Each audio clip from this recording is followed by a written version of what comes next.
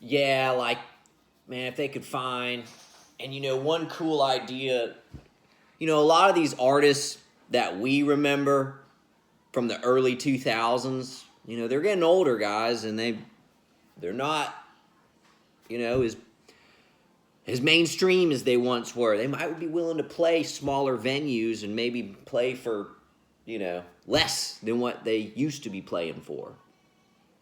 Who am I thinking about? Well, like, I'm a rock and roll guy, so like, Korn, um, you know, any of those old early 2000s guys that are still around. Um, Alice in Chains, just people like that. You could get some old hip hop guys, huh? Get some guys from the early 2000s to come around. Again, same idea. Um, and then for your bigger venue, of course, the bigger the act, right? They're gonna require more seats to be able to be filled. A lot of these contracts, have things called riders, and it's basically stipulations that a venue needs to provide.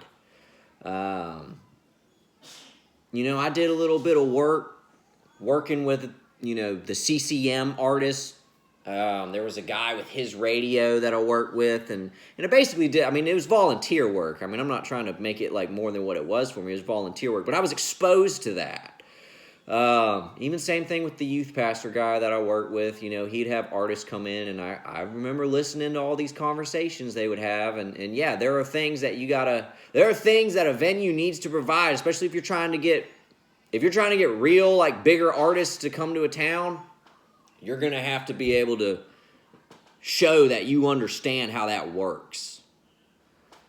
But yeah, I think it'd be a huge hit. I feel like it'd draw some people in. Now the big question is how you could turn that into actually making money. But I'm gonna sit at a table and actually talk about these ideas.